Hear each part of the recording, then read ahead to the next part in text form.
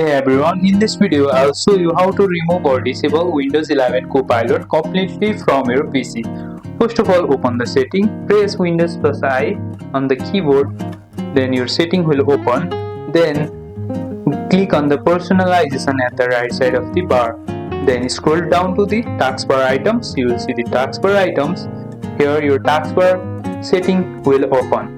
Then find the Copilot and toggle it off. This removes the Copilot icon from your taskbar. If you see the Copilot on your taskbar, you can remove it from here. Simply turn it off.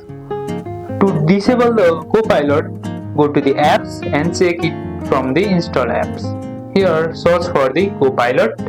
If you found the app, you can simply click on the three dot over here and you can simply uninstall it.